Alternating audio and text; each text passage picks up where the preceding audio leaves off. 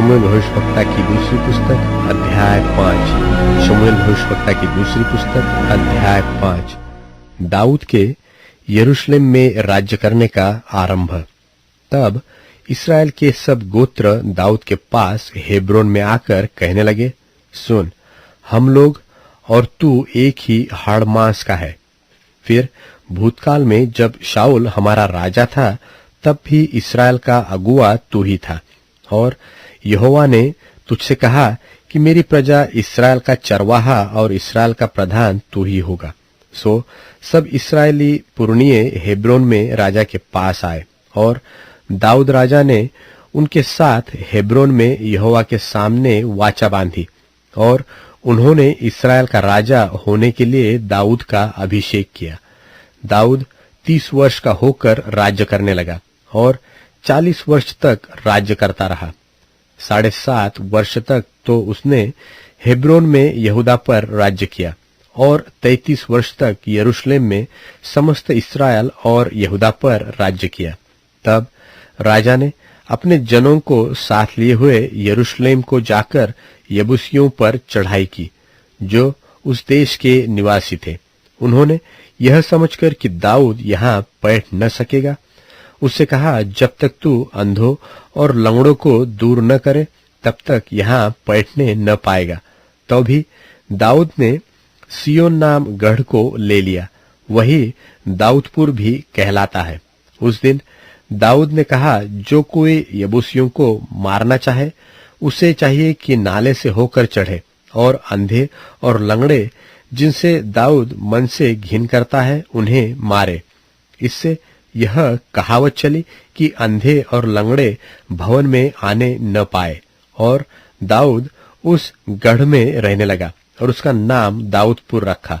और दाऊद ने चारों ओर मिल्लो से लेकर भीतर की ओर शहर पनाह बनवाई, और दाऊद की बड़ाई अधिक होती गई, और सेनाओं का परमेश्वर यहोवा उसके संग रहता था। और सोर के राजा हिराम ने दाऊद के पास दूत और देवदारू की लकड़ी और बढ़ई और राजमिस्त्री भेजे, और उन्होंने दाऊद के लिए एक भवन बनवाया। और दाऊद को निश्चय हो गया कि यहोवा ने मुझे इस्राएल का राजा करके स्थिर किया, और अपनी इस्राएली प्रजा के निमित्त मेरा राज्य बढ़ाया है। जब दाऊद हेब्रोन में आया, तब उसके बाद उसने यरूशलेम की और रखीलियां रख ली और पत्नियां बना ली, और उसके और बेटे बेटियां उत्पन्न हुए। उसके जो संतान यरूशलेम में उत्पन्न हुए थे, उसके ये नाम है, अर्थात शम्मू, शोबाब, नातान, सुलेमान, इभार, एलोशु, नेपेग, यापी, एलिशामा, एल्यादा और एलीपेलेत। जब पलिश्तियों ने यह सुना कि इस्राएल का राजा होने के लिए दाऊद का अभिषेक हुआ, तब सब पलिश्ती दाऊद की खोज में निकले। यह सुनकर दाऊद गढ़ में चला गया। तब पलिश्ती आकर रपाईम नाम तराई में फैल गए। तब दाऊद ने यहोवा से पूछा, क्या मैं पलिश्तियों पर चढ़ाई करूं? क्या तू उन्हें मेरे हाथ कर देगा? यहोवा ने दाऊद से कहा, चढ़ाई कर, क्योंकि मैं निश्चय पलिश्तियों को तेरे हाथ कर दूंगा। तब दाऊद बाल परासीम को गया, और दाऊद ने उन्हें वही मारा।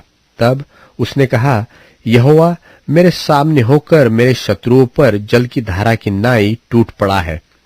वहां उन्होंने अपनी मूर्तों को छोड़ दिया, और दाऊद और उसके जन उन्हें उठा ले गए। फिर दूसरी बार चढ़ाई करके रपाईम नाम तराई में फैल गए। जब दाऊद ने यहोवा से पूछा, तब उसने कहा, चढ़ाई न कर, उनके पीछे से घूमकर तूत वृक्षों के सामने से उन पर छापा मार। और जब तूत वृक्षों की फुनगियों में से सेना के चलने की सी आहट तुझे सुनाई पड़े, तब यह जानकर फुर्ती करना कि यहोवा पलिश्तियों की सेना के मारने को तेरे आगे अभी पधारा है। यहोवा की इस आज्ञा के अनुसार दाऊद गिबा से लेकर गेरेज तक पलिश्तियों को मारता गया।